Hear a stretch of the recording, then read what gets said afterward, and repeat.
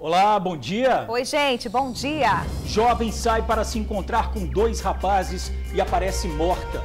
O corpo estava no meio do mato, em área rural de Guarapari. A prisão de um suspeito de assassinatos no bairro Jardim Carapina, na Serra. Ele tem 22 anos e uma ficha criminal pesada. Incêndio destrói apartamento em Vila Velha. O fogo teria começado no quarto das crianças. Na edição de hoje, os bombeiros fazem alerta para acidentes domésticos. A pandemia de Covid-19 no Espírito Santo. Secretário de Saúde pede que capixabas não participem das festas da virada. Vitória cancelou a queima de fogos. Conta de luz mais cara, amigos. O aumento já está valendo. Natal solidário. Você pode deixar a data mais especial na vida de crianças que precisam de um olhar carinhoso. O TN1 te mostra já já. E logo mais, o Flamengo enfrenta o Racing da Argentina pela Libertadores. É jogão imperdível aqui na TV Tribuna. Nós voltamos rapidinho. Sai daí não.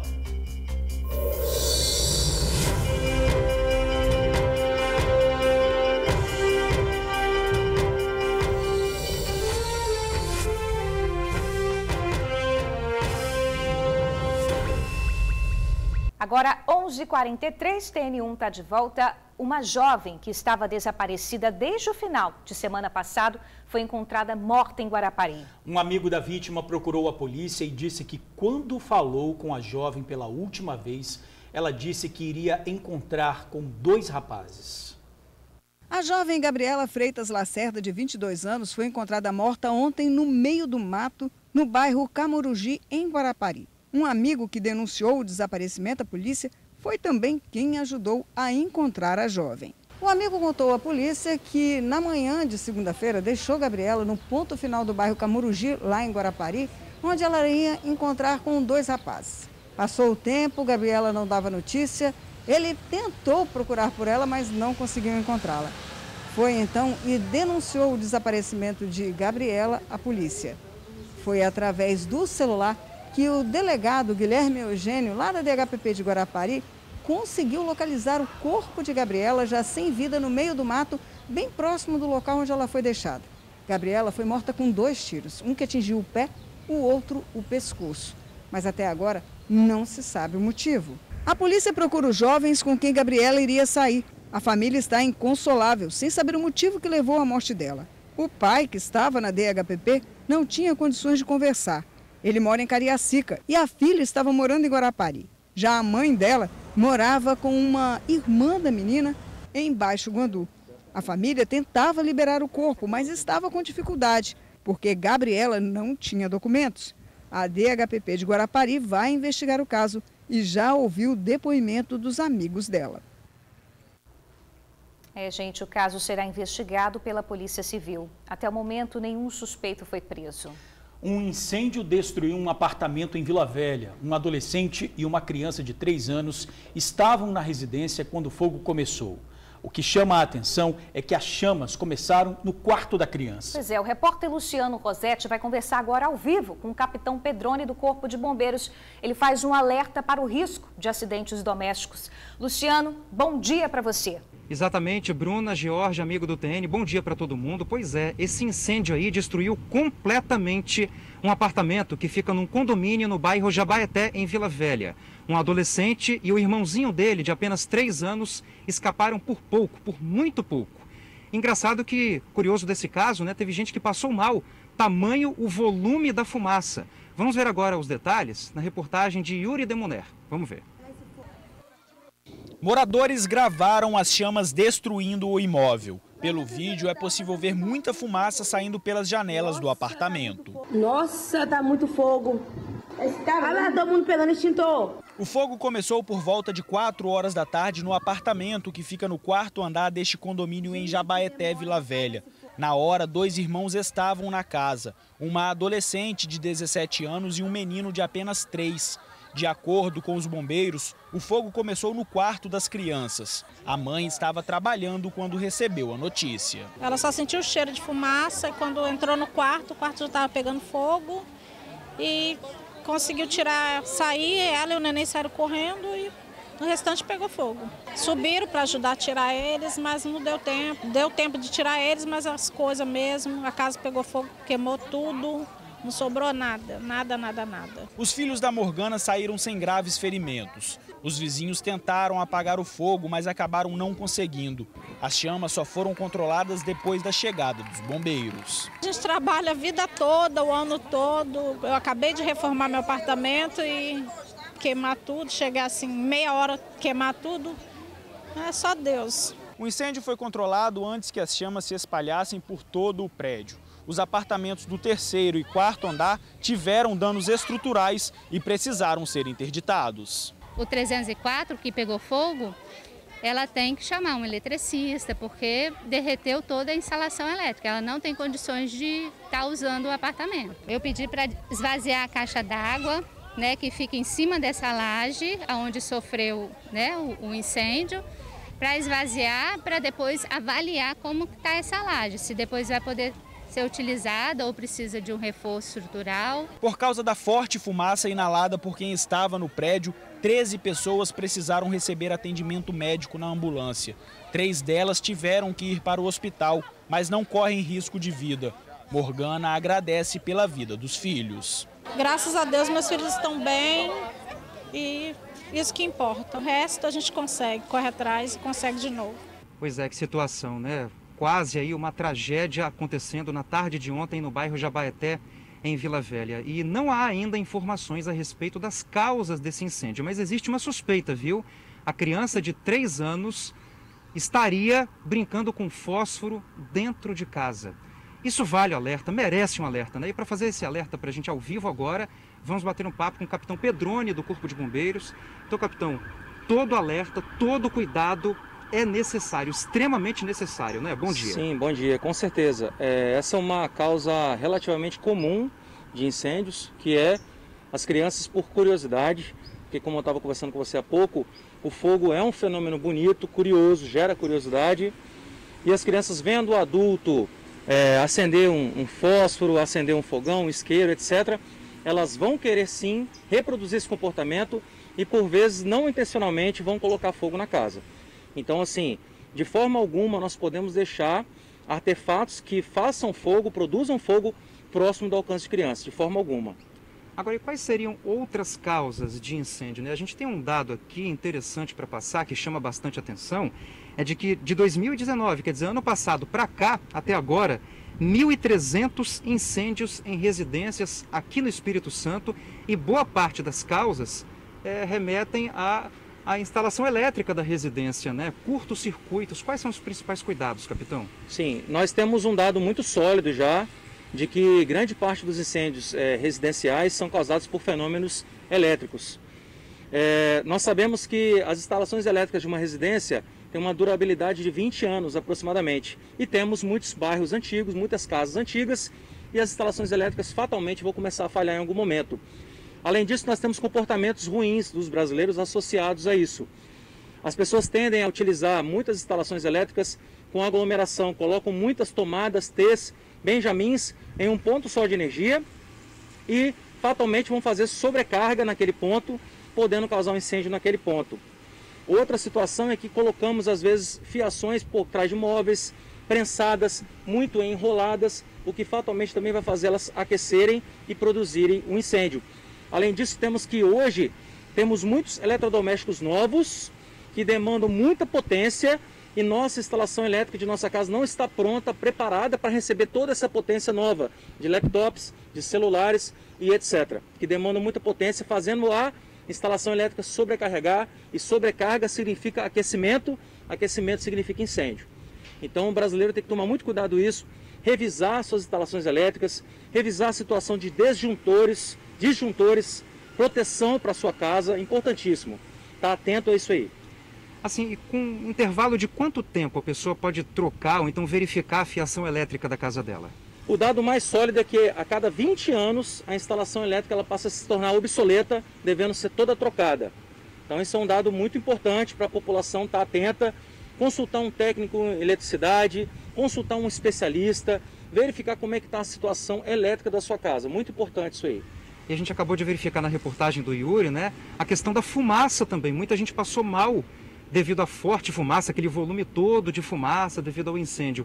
A fumaça também é um ponto que deve ser levado em consideração como risco, né? Sim, na verdade, a fumaça em incêndio, ela é o principal vilão do incêndio, porque é ela que vai levar toxicidade para as pessoas, vai levar o calor para propagar o incêndio para outros ambientes e vai poder levar a pessoa à morte por asfixia. Então, a fumaça é o grande vilão. Sempre que você estiver na situação de incêndio, o ideal é se evadir, evacuar o quanto antes esse local, evitando as áreas com fumaça, principalmente. Evitando a área com fumaça. A fumaça é o grande vilão do incêndio, não é a chama. Capitão, muito obrigado, viu? Recado dado. Por muito nada, obrigado. Nada, eu que agradeço a oportunidade. A gente agradece mais uma vez também, né, Capitão Pedroni, do Corpo de Bombeiros. Então vale aí, né, George, Bruna, amigo do TN, todo o cuidado possível. E como diz o ditado, né, nossa mãe sempre dizia, né, ou nossa avó, com fogo não se brinca, não é isso? Volto com vocês. Com certeza, Luciano, recado dado, e vale o alerta agora com as aulas remotas, né? As crianças têm ficado mais em casa, a gente vê que isso tem acontecido com mais frequência, é preciso estar atento. Isso aí. Gente, um empresário preso por agredir um motoboy em Colatina foi solto após pagar fiança de R$25 mil. As agressões aconteceram na madrugada de domingo, no centro da cidade. Esse vídeo mostra o motoboy de 18 anos já no chão e levando socos e chutes. O agressor foi identificado como Tiago Osmar, de 38 anos. Ele é empresário do ramo de transportes e lutador de jiu-jitsu. A confusão teria acontecido porque o lanche demorou a ser entregue e Tiago partiu para a agressão. A polícia foi acionada e os militares também foram ameaçados pelo empresário, que foi preso e chegou a ser levado para o presídio. Mas ontem, em audiência de custódia, Tiago pagou fiança de R$25 mil, estipulada pelo juiz, e deixou a prisão. Revoltados, os motoboys de Colatina fizeram um protesto pelas ruas. Primeiro, pararam em frente ao fórum da cidade e depois se reuniram em frente à empresa do agressor. Eles pediam por justiça. Acusado de matar empresário com golpes de foice é condenado a 30 anos de prisão. O crime aconteceu em março de 2019 no interior de Grapuama, zona rural de Aracruz. O empresário José Almeida Goulart, de 62 anos, era proprietário de um loteamento e acabou morto com um golpe de foice na cabeça após uma confusão entre um prestador de serviço e um morador da região. Valdir Teles da Silva, de 48 anos, é acusado pela polícia como autor do crime e foi condenado a 30 anos de prisão com regime inicial fechado. O advogado de Valdir disse que o réu agiu em legítima defesa, já que o empresário estaria armado e fazendo ameaças. Um ônibus do Transcol bateu em uma ambulância que transportava uma paciente com Covid-19 no cruzamento dos bairros Cobi de Baixo e São Torquato, em Vila Velha. A mulher e uma passageira do coletivo ficaram feridas e foram socorridas para um hospital. Na hora do acidente, cerca de 30 passageiros estavam no ônibus da linha 626, que faz o trajeto entre o terminal do Ibis e o terminal de São Torquato. A ambulância que foi atingida acabou rodando na pista. O acidente foi por volta de 7 horas da noite no cruzamento entre as avenidas Robert Kennedy e Manuel Gilson da Silva, em São Torquato, Vila Velha. De acordo com testemunhas, o ônibus saiu do terminal de São Torquato e seguia sentido Cobi de Cima. A ambulância, que saiu de Cariacica, estava fazendo a remoção de uma passageira que está com Covid para um hospital em Vila Velha. Ao chegar aqui no cruzamento, o motorista do ônibus não teria visto a ambulância em deslocamento e atingiu a lateral do veículo. A paciente da ambulância e uma passageira do ônibus acabaram feridas. Não é muito comum, mas como se tratava de um veículo de emergência, né, é suscetível a ocorrer esse tipo de acidente, infelizmente. O motorista do ônibus provavelmente não conseguiu ver a tempo a ambulância avançando o semáforo, colidiram no meio do cruzamento. Uma paciente que estava com Covid sendo transferida de uma unidade hospitalar para outra, onde ela fraturou a perna por conta desse acidente, e uma passageira do Transcol machucou a coluna também e foi encaminhado à unidade hospitalar. O subsecretário ainda conta que os agentes tiveram dificuldades para prestar os primeiros socorros a paciente da ambulância por causa da Covid. Graças a Deus também apareceu um médico que estava vindo de Cariacica, provavelmente estava com o uniforme estava vindo de um plantão, se disponibilizou a ajudar e fez o primeiro atendimento também às vítimas no local. As duas mulheres foram socorridas para o hospital por outras ambulâncias que foram acionadas. O trânsito ficou parcialmente interditado no local e motoristas tiveram dificuldades para passar pela via até a retirada dos veículos. A empresa responsável pelo ônibus informou que havia cerca de 50 passageiros dentro do coletivo no momento do acidente. Um deles foi socorrido pelo SAMU, mas passa bem. Agora a gente fala da greve dos motoristas dos caminhões de coleta de lixo. Na Grande Vitória, gente, muitos bairros seguem sofrendo com o lixo que está se acumulando nas ruas. Pois é, Bruna, em Cariacica os serviços ainda estão suspensos em algumas regiões. A sujeira e o mau cheiro têm atraído animais. Já em Vitória, um acordo deve tirar 800 toneladas de lixo das ruas.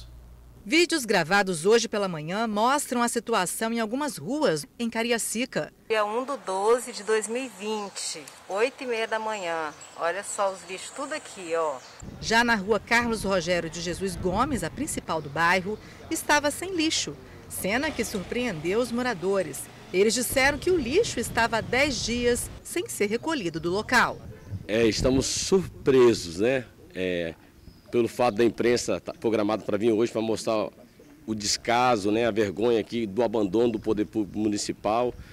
Ficamos surpresos com a retirada de algumas ruas do bairro, a retirada de lixo. Zilma ressalta que o município de Cariacica não tem centro de controle de zoonoses e o acúmulo de lixo acaba atraindo os animais. Se o lixo ficar na rua, esse lixo vai ser rasgado pela onda de animais que nós temos solto aqui no nosso bairro.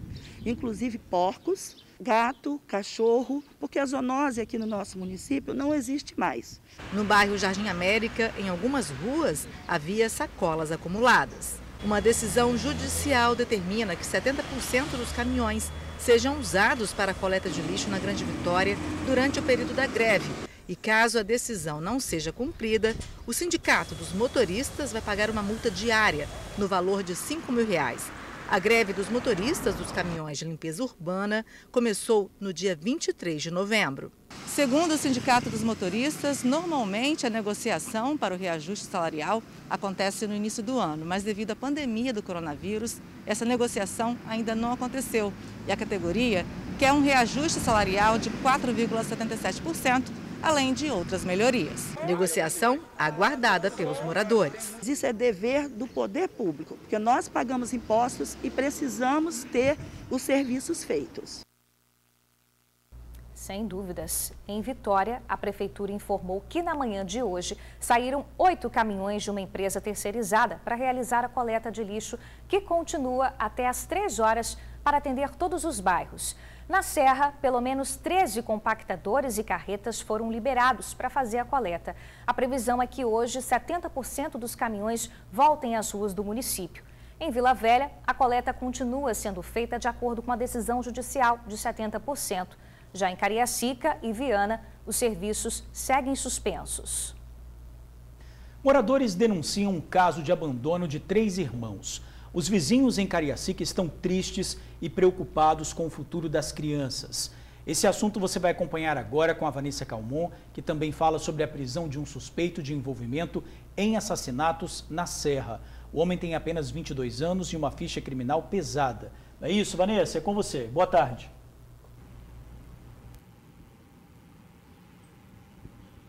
É isso mesmo, George. Bruna, muito boa tarde para vocês e a todos que acompanham o TN1. Vamos começar então falando sobre esse caso das crianças que estavam abandonadas, dentro de casa. O Conselho Tutelar lá da região de Vila Graúna, em Cariacica, recebeu uma denúncia anônima na noite de ontem de que 3 crianças que são irmãos e têm idades entre 11, 10 e 6 anos de idade estavam sozinhas dentro de casa por um período aí de mais ou menos 30 dias. O Conselho Tutelar, então, foi até o local e constatou que, de fato, as crianças estavam sozinhas dentro de casa. Elas estavam, inclusive, sem alimentação e vivendo em condições precárias de higiene. O Conselho Tutelar, então, pegou essas crianças, levou-as até um abrigo, onde elas permanecem até o momento, e entrou em contato com a mãe dessas crianças. De acordo com o Conselho Tutelar, a mãe está viajando no interior do estado e disse que volta o mais rápido possível para casa. Complicado, né, gente? Bom, agora eu falo sobre violência, né? O Jonathan Santos Rocha, ele foi preso pela Delegacia de Homicídios e Proteção à Pessoa da Serra durante uma operação da DHPP na Serra, lá no bairro Jardim Carapina. Esse Jonathan, ele é muito conhecido da polícia, inclusive, né, ele tem uma ficha criminal extensa e ele é conhecido por conta da crueldade com que ele comete os crimes. Em um dos crimes, ele teria chegado a tirar foto da vítima antes de matá-la e depois de matar, teria enviado a foto para a família dela. O Jonathan foi preso, então, durante uma operação da DHPP da Serra. E a DHPP da Serra tem feito várias operações lá na região de Jardim Carapina. De acordo com a Polícia Civil, isso resultou em 1 ano sem homicídios lá no bairro Jardim Carapina, que sempre era palco, né, de muita violência. Vamos ver na matéria de Suzy Faria. Jonathan Santos Rocha foi uma prisão importante na Serra. Com 3 mandados de prisão por uma dupla tentativa de homicídio e 2 homicídios, ele era considerado de alta periculosidade. É um indivíduo que tinha disposição para matar. Nos 3 homicídios em que ele estava com mandado de prisão preventiva, ele que puxou o grupo, ele é um indivíduo de alta periculosidade e retirando esse indivíduo de circulação, dá uma maior tranquilidade à comunidade de bem dos bairros Jardim Carapina e também Central Carapina, no município da Serra. E um dado revelado pelo delegado Rodrigo Sandimori é impressionante. Na verdade, é inacreditável para o bairro de Jardim Carapina, que muitos sempre conheceram como um bairro extremamente violento. E sabe o que é? Segundo o delegado, há mais de 1 ano não tem nenhuma morte, nenhum homicídio naquele bairro. Ele chegou até a fazer um levantamento. Veja só como era perigoso aquele local. De 2002 a 2019, foram 305 assassinatos. 17 pessoas morriam, em média, por ano. E agora, ele conseguiu alcançar essa marca de mais de 1 ano sem morte nenhuma. O delegado explicou o que ele fez para chegar a esse resultado. E uma das ações foi neutralizar as 6 gangues que agiam na região. Todos os homicídios que ocorreram nos anos de 2018 e 2019 no bairro Jardim Carapina foram elucidados com autoria pela DHPP Serra. 20 homicidas de alta periculosidade também foram presos pela DHPP Serra no período de um pouco mais de 1 ano. Além disso, 6 gangues que brigavam pelo domínio do tráfico de drogas no bairro Jardim Carapina foram desarticuladas por nós, inclusive com a prisão dos líderes de cada gangue. Ele comentou ainda que em uma noite de operação passou pelo bairro e viu uma realidade bem diferente da que os moradores viviam até 1 ano atrás. Um fato que nos chamou a atenção é que a praça estava bem iluminada, torneio de futebol, crianças brincando na praça, famílias ali naquela praça também. E para quem conhece o bairro desde 2014 como eu, tem muito que comemorar o trabalho que foi feito nessa comunidade, retirando esses indivíduos de circulação e possibilitando que as famílias tivessem esse lazer, esse entretenimento com os filhos em uma praça que já foi marcada por um intenso tráfico de drogas e homicídios ocorridos naquele bairro.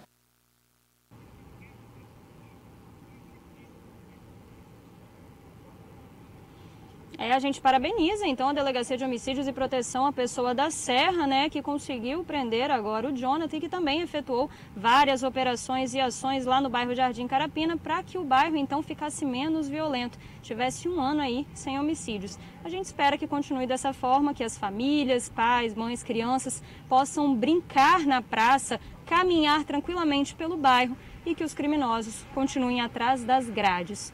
Volto com vocês aí no estúdio, Bruna e George. Valeu, Vanessa. Obrigado aí pelas informações. É isso que a gente espera, né? Com certeza. Bandido na cadeia. E olha, ainda na Serra, mas no bairro Vila Nova de Colares, um casal foi morto dentro de casa. Vizinhos escutaram os bandidos arrombando a porta e em seguida o barulho dos tiros. A polícia investiga se o crime tem ligação com o tráfico. Darlan, uma das vítimas, foi preso pelo crime em 2013. Em março, ganhou o benefício da saidinha do Dia da Mulher, mas não voltou para a prisão. Darlan Pereira, conhecido como Gordinho, tinha 26 anos. A mulher dele, Marisa Alves, tinha 36 anos. Os dois foram mortos a tiros na madrugada desta terça-feira, dentro de casa, no bairro Vila Nova de Colares, na Serra. O crime chamou a atenção dos moradores. Segundo a polícia, os vizinhos ouviram o barulho da porta sendo arrombada por volta de 1h da madrugada. Em seguida, o barulho dos tiros. A arma usada foi uma espingarda calibre 12. O homem foi baleado na cabeça e a mulher no joelho e no braço. A polícia não deu mais detalhes sobre o caso para não atrapalhar as investigações e não descarta a possibilidade de envolvimento com o tráfico de drogas. Segundo familiares do casal, Darlan tinha sido preso em 2013 por tráfico de drogas. Em março deste ano, teve a saidinha no feriado do Dia da Mulher e Darlan ficou foragido. Dona Nilde é a mãe de Darlan. Ela foi liberar o corpo do filho hoje pela manhã no DML em Vitória. Eu não esperava isso. Não esperava. Eu perdi tudo na minha vida hoje. Perdi tudo. Eu perdi tudo. Eu perdi até minha vida. Porque meus filhos é minha vida. A senhora aconselhava o seu filho?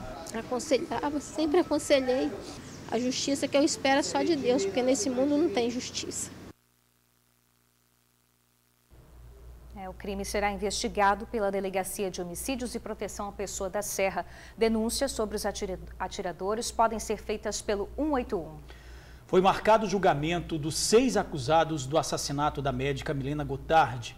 O crime completou 3 anos. A médica foi morta a tiros quando saía do trabalho no Hospital das Clínicas, em Vitória. Milena tinha 38 anos. O júri popular acontece no dia 8 de março do ano que vem, no Dia Internacional da Mulher. Para a família, uma data importante por lembrar todas as mulheres vítimas da violência, além de pôr fim a uma sensação de que a justiça ainda não foi feita. Hilário Frasson, ex-marido da médica, e o pai dele são apontados como mandantes do assassinato. Os outros 5 envolvidos no homicídio estão presos. Agora a gente muda um pouquinho de assunto, vamos falar dos dados da pandemia aqui no nosso estado. O número de novos casos ainda é alto. Foram mais de 1.000 infectados em 24 horas. 27 pessoas perderam a batalha para esse novo vírus. Nós passamos dos 190 mil casos da doença. Quase 176 mil pessoas se recuperaram do coronavírus. 4.279 vidas foram perdidas. E aproveitando que a gente está falando de coronavírus, Vitória e Vila Velha cancelaram a queima de fogos de Réveillon. Ontem, a Secretaria Estadual de Saúde recomendou que as festas da virada não aconteçam para evitar aglomeração. Pois é, mais que prudente, né? Afinal, os casos de coronavírus voltaram a aumentar nos últimos meses. De outubro para novembro, mais capixabas se contaminaram. Dos 464 leitos de UTI ocupados no estado, 263 são para pacientes diagnosticados pela Covid-19. A Secretaria Estadual de Saúde deve ampliar o número de leitos em dezembro, acrescentando mais 160 leitos. E diante do aumento dos casos da doença, o governo do Espírito Santo anunciou 5 estratégias na área da saúde para tentar diminuir o contágio do coronavírus. Nós iremos ampliar para 3.000 testes, a capacidade de testagem do LACEN para 3.000 testes por dia até o final do mês de dezembro. Nós iremos credenciar os laboratórios privados. Também o nosso estado está adotando a aquisição dos testes de antígeno, que são testes rápidos, que dão um resultado entre 15 e 30 minutos. Também o estado do Espírito Santo está organizando, ao longo do mês de dezembro, uma central de triagem de amostras biológicas para que a gente consiga concentrar em um ponto no município de Vitória as amostras que excedam a capacidade de testagem da rede pública e privada e que essas amostras sejam enviadas ao laboratório da Fiocruz. E também o Estado voltará a utilizar os testes sorológicos rápidos, os testes rápidos sorológicos para a realização dos inquéritos. O secretário estadual de Saúde também respondeu sobre as aglomerações causadas após os resultados dos prefeitos eleitos no segundo turno na Grande Vitória. Nós entendemos que as aglomerações de qualquer tipo, sejam vinculadas ou não à atividade política, partidária e eleitoral, elas não são adequadas para este momento da pandemia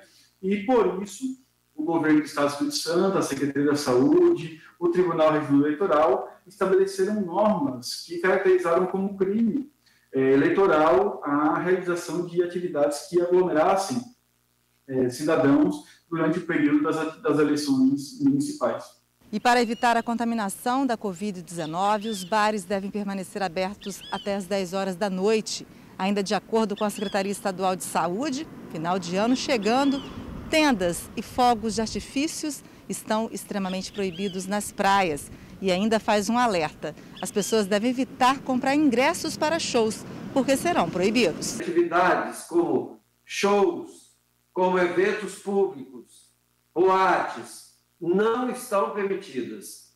Então, adquirir um ingresso prévio para participar de alguma festa, de alguma atividade, não é adequado nesse momento. Durante a coletiva, também foi reforçado o uso correto da máscara. A máscara é, sim, cientificamente comprovada, uma grande barreira para a transmissão da doença. O doutor Henrico Stuck, médico intensivista, faz um alerta à população para não relaxar. Para que a gente não evolua de novo para um quadro de risco grave, que a gente continue a manter do risco moderado para o risco baixo, é importante que a população se conscientize e continue utilizando as medidas de prevenção. Aquele empresário que é dono de um negócio, que vende, que tem um restaurante, que tem qualquer comércio, que tem dono de um bar, a pessoa que frequenta esse estabelecimento, a pessoa que faz uma aglomeração na praia, se não houver um cuidado de todos nós,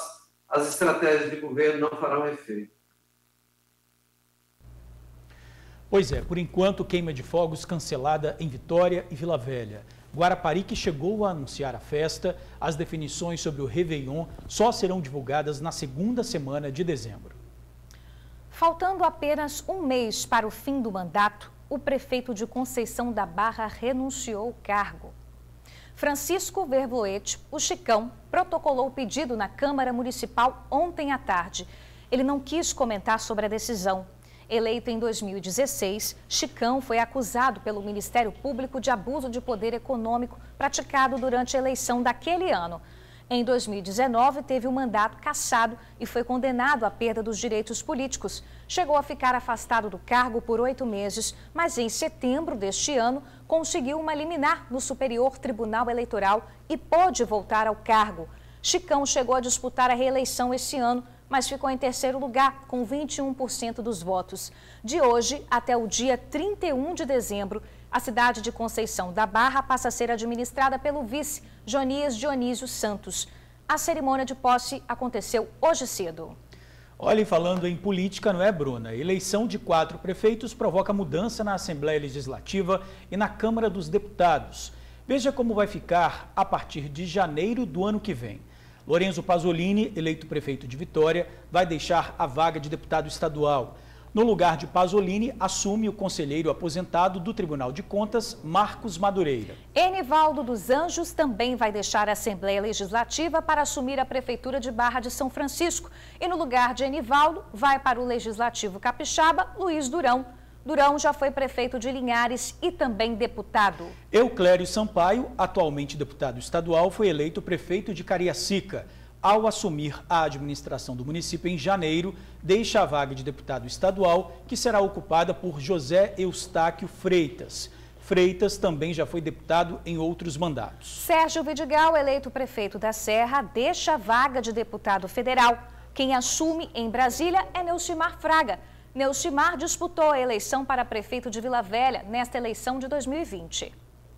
Olha, gente, vamos para uma pausa agora e a seguir a conta de luz já está mais cara, viu? O TN1 traz todas as informações. Vamos falar sobre um assunto que sempre está em pauta no TN1, a insegurança no centro de Vila Velha. Quem mora na região pede reforço na segurança. E ainda nesta edição vamos te mostrar como deixar o Natal mais especial na vida de crianças que precisam de um olhar solidário. Aguarde, a gente volta rapidinho. Vamos preparar o bolso. A conta de luz já está mais cara a partir de hoje. A ANEEL, Agência Nacional de Energia Elétrica, decidiu reativar as bandeiras tarifárias nas contas de luz e aplicar a bandeira vermelha no patamar 2. Com isso, haverá cobrança extra na conta de luz dos consumidores a partir de hoje. Em reunião extraordinária, a diretoria da reguladora optou por revogar o despacho de maio, que mantinha as contas em bandeira verde, sem custos adicionais para o consumidor até dezembro por causa dos efeitos da pandemia. Alegou que precisou acionar as termoelétricas diante do aumento da demanda. Na cor verde, não há cobrança de taxa extra, indicando condições favoráveis de geração de energia no país. Na bandeira vermelha, a taxa extra pode chegar a R$ 6,00 a cada 100 quilowatts. Que notícia logo no fim do ano, hein, Pois Bruno? é, parece pouco, mas vai juntando, fica muito, né? Muito. Olha, agora a gente volta a falar de um assunto que tem tirado o sono de moradores e comerciantes do centro de Vila Velha, a insegurança. Assaltos e arrombamentos são cada vez mais comuns. Câmeras de monitoramento flagram os crimes, mas infelizmente não inibem a ação dos bandidos. O sentimento é de insegurança e impotência. É a sensação daquele ímpeto de querer fazer alguma coisa para ajudar, não a si próprio, mas também a comunidade como um todo. Quando não tem isso, a sensação é de insegurança, impotência, aquele negócio de o que eu posso fazer, entendeu? A loja da Maíra já foi assaltada 4 vezes só de março para cá.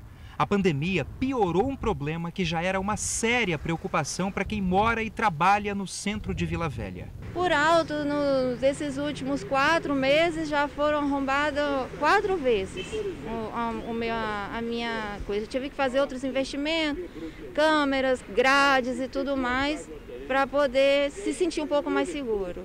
A onda de insegurança no centro está deixando a comunidade apavorada. Sabe aquela história de que assaltos e arrombamentos acontecem somente à noite, quando ninguém está vendo?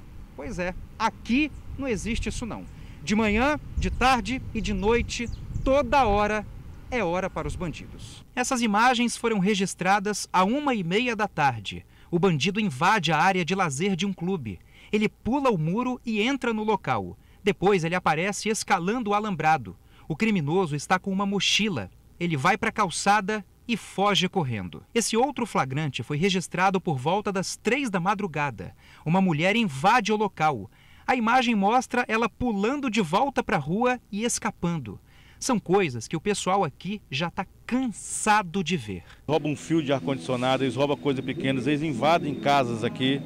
Então hoje você não pode, até celular de funcionário, gente que sai aqui do comércio, são assaltados por eles. E eles estão aqui do nosso lado ali. Então o problema são com essas pessoas usuários de drogas. Como medida para tentar minimizar essa onda de ações criminosas, os comerciantes e moradores criaram um grupo de WhatsApp a fim de comunicar as ocorrências. Nós nos comunicamos e comunicamos à polícia o que está acontecendo naquela determinada rua, naquela determinada situação, situações de suspeitos, alguma coisa que esteja ocorrendo nesse momento, a gente de uma forma informa para poder ter um atendimento mais rápido. Todo mundo cada um dá suas ideias, pontua onde que esses indivíduos estão atuando, para poder ver se a gente chega a uma solução. Tanto a PM quanto a Guarda Municipal informaram que estão presentes no bairro. Elas pedem que em casos de crimes ou suspeitos, uma viatura deve ser acionada pelo 190. Em São Mateus, no norte do estado, um casal foi preso com armas e drogas. O filho, um bebê de 2 meses, estava no veículo abordado pela polícia. Agentes rodoviários pararam o carro durante uma fiscalização na BR-101. Ao revistarem o veículo, sentiram um forte cheiro de maconha. A droga estava escondida, assim como 2 armas calibre .40, cada uma com um carregador. O casal foi levado para a delegacia de São Mateus e, por causa do bebê, o Conselho Tutelar foi acionado. Corpo encontrado em Guarapari pode ser de turista mineiro que desapareceu logo depois de entrar no mar. De acordo com o Corpo de Bombeiros, o jovem identificado como Douglas é de Nova Contagem, Minas Gerais. Ele chegou a Guarapari no último sábado em uma excursão. Logo em seguida, ele e o irmão resolveram dar um mergulho. Os dois foram puxados por uma onda. O guarda-vidas conseguiu retirar o irmão de Douglas, mas ele desapareceu. Hoje cedo, bombeiros resgataram um corpo na Praia da Fonte, em Guarapari. Ele foi encaminhado para o DML, onde será identificado pelos familiares, mas há fortes indícios de que seja do turista de Minas Gerais. E agora a gente fala de um número que assusta, viu? De janeiro até agora, 275 pessoas perderam a vida em acidentes de trânsito aqui no Espírito Santo. Pois é, um dado que preocupa muito, e tem outro aqui, Bruna. Para cada morte, 10 pessoas que se envolvem nos acidentes ficam com sequelas. O Alexandro, de 26 anos, está internado em um hospital na Grande Vitória para se recuperar de um acidente de moto que sofreu há 8 dias. O motoboy fraturou a clavícula, o pulso e o rosto. Já passou por 2 cirurgias e vai ter que passar por mais uma. Durante os meus serviços, enquanto estava fazendo uma rota, um carro ultrapassou na minha frente, se jogou na minha frente, sem farol, sem seta, sem nada. Resultado, eu colidi com ele, quebrei a minha clavícula, desloquei o meu maxilar, quebrei um osso dentro do meu antebraço. E isso aqui é tudo o resultado do meu acidente. Alexandro é casado com a Roberta. Eles moram em Ataíde, Vila Velha. A vendedora está desempregada há 3 meses. Foi demitida na pandemia. E a renda da casa atualmente vinha do trabalho do marido como motoboy. O motorista que se envolveu no acidente com Alexandro se recusou a ajudar nas despesas do tratamento dele, segundo o casal. Com tudo isso, as coisas apertaram muito e Roberta precisou pedir ajuda aos amigos e também aos vizinhos. Alex é o único provedor da casa, né? Eu estava recebendo seguro, mas não recebo seguro há 3 meses. Então, por isso ele estava trabalhando muito mais. Tanto que no dia do acidente não era o dia de trabalho dele, era folga. Agora a gente está tentando se manter com algumas ajudas, tal, né? Algumas doações que estão sendo feitas por amigos, familiares. Só que com ele chegando, a gente vai precisar de muito mais, né? Ele vai precisar total da minha atenção.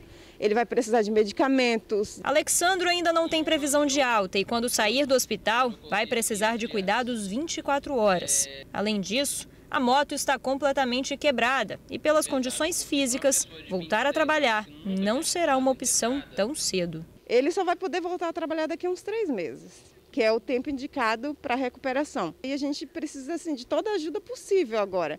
De acordo com a Secretaria de Estado de Segurança Pública, no ano passado, 324 pessoas perderam a vida em acidentes de moto.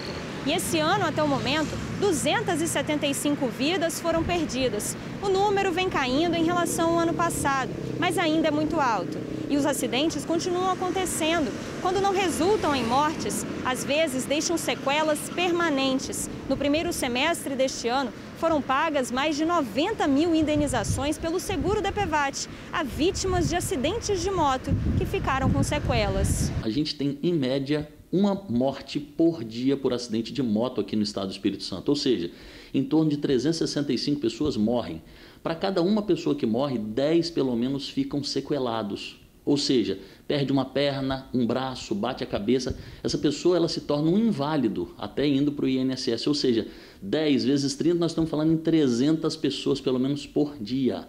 Só que a cada uma pessoa que morre, 30 precisam de atendimento médico hospitalar. Nós estamos falando de pelo menos 900 a 1.000 pessoas por mês sendo atendidos nos nossos hospitais de urgência e emergência. O tempo de recuperação de traumas causados por acidentes com motos geralmente é muito longo, deixando a vítima sem trabalhar e dependendo de benefícios. Essas pessoas, elas às vezes têm fraturas graves de membro inferior, de membro superior, que precisa colocar fixador externo. Esses tratamentos variam em torno de 6 meses a 1 ano, pelo menos. Parada e, como diz, sofrendo todo esse tempo, né? No trânsito, a responsabilidade de cada vida é de todos. Dirigir com prudência e respeitar as leis de trânsito é cuidar de si mesmo, mas principalmente do próximo. Tem que tentar reduzir esse número de acidentes, que é muito alto, né? E o casal que a gente acompanhou aí na reportagem pede ajuda. Quem puder contribuir com alguma doação, pode fazer a contribuição pelo PicPay. O endereço está aparecendo aí na tela, @alexandro.alef.pesente. Bruna, vamos às manchetes do Jornal A Tribuna de hoje? Bora. Olha só, saiu o calendário de licenciamento de 2021, pagamento de IPVA. Teve aumento de conta de energia e já tem que se programar para o pagamento do ano que vem. O Detran divulgou as datas para o pagamento do imposto necessário para manter a documentação dos veículos em dia. Olha aí, quem recebeu o 13º, de repente, é essa destinação aí, né? Exatamente. Quem sabe. Olha, tem outro destaque importante aqui no jornal de hoje. Feirão para 745 mil tirarem o nome do SPC. A iniciativa para negociar as dívidas e ficar livre para as compras de fim de ano. Isso vai acontecer pela internet 100% virtual, para não ter aglomeração, né, com todos os cuidados. Aí já pode usar também uma parte do 13º, né? Com certeza. Todas as informações na matéria que saiu hoje no Jornal A Tribuna. Veja esses e outros destaques. Terça-feira, 1º de dezembro. Prefeitos eleitos anunciam quais serão suas primeiras medidas. Saiba como foi a votação em todos os bairros da Grande Vitória. Feirão para 745 mil limparem o nome sem sair de casa. Justiça manda a INSS pagar até R$ 62 mil para mais de 1.497 no estado. Em esportes, Flamengo faz hoje seu jogo do ano. E ainda destaque no Jornal A Tribuna. Em AT2, ator Gui Agostini, acredito no poder da gratidão. Motoboy é assassinado ao sair para o trabalho. E médica tem alta após 28 dias na UTI.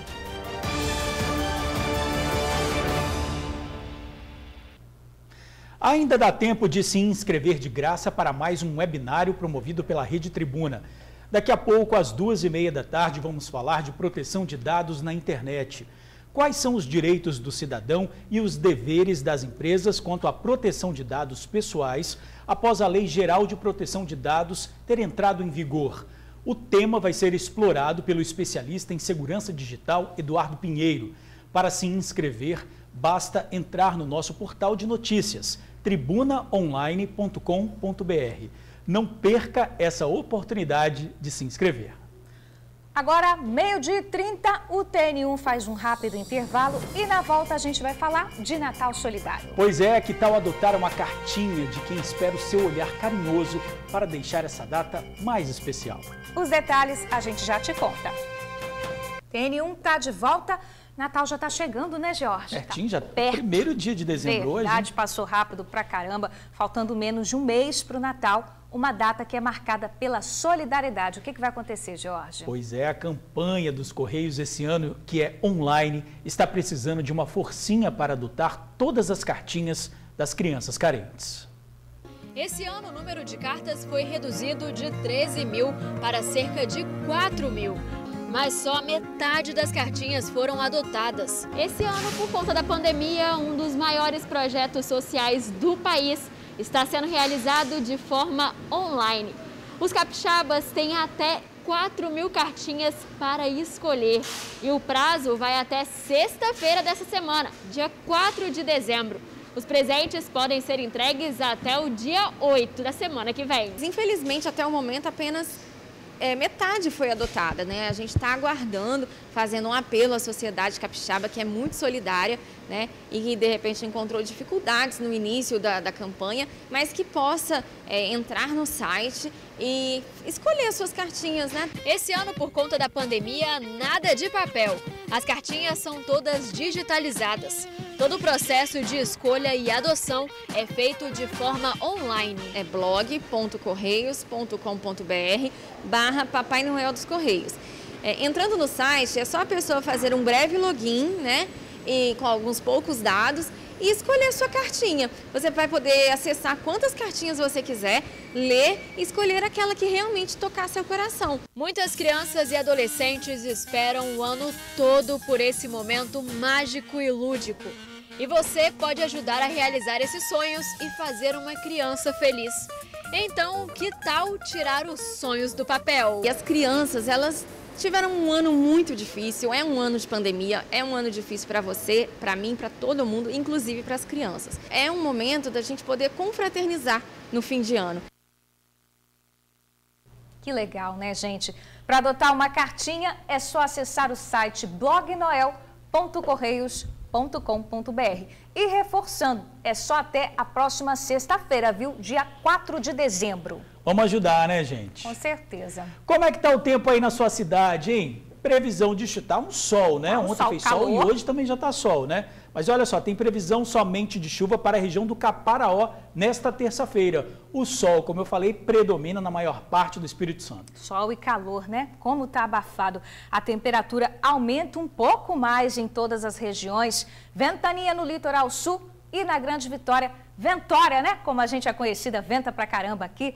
No sul são esperadas rajadas mais fortes. Temperatura mínima de 20 e máxima de 34 graus aqui em Vitória.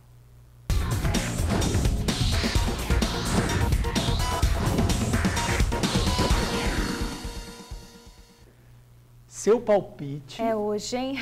Meu seu palpite. Para os que amam que a gente fale de Flamengo, é verdade, né? Tem gente que ama e tem gente que odeia também. É verdade. Mas, ó, meu palpite é que o Flamengo ganhe, viu? Não importa o placar. Só ganhar esse jogo de volta. Então você fala que ele ganha, eu vou falar que para perder, para equilibrar aí os palpites. Para agradar todo mundo. Hoje tem Flamengo na tela da TV Tribuna SBT. Depois de empatar na Argentina, o rubro-negro encara o Racing no jogo de volta das oitavas de final. O Fla entra em campo precisando de um empate sem gols ou vitória simples para avançar às quartas de final da Copa Libertadores. Ai, ai, ai, em quem vencer por qualquer placar está classificado para a próxima fase do torneio e vai enfrentar o Internacional ou o Boca Juniors. O jogo é no Maracanã e a transmissão na TV aberta é exclusiva aqui na TV Tribuna SBT. Lembrando, então, hoje às 9h30 da noite tem esse jogaço. Vamos ficar ligadinho, torcendo, contra e a favor, mas todo mundo assistindo. Todo mundo assistindo, né? E torcendo. Tá na hora de terminar o jornal, né? Agora, 12h37, a gente vai ficando por aqui. Beijo enorme e até amanhã. Valeu, gente. Obrigado por assistir ao jornal, pela companhia de sempre. Obrigado muito mesmo. Até amanhã.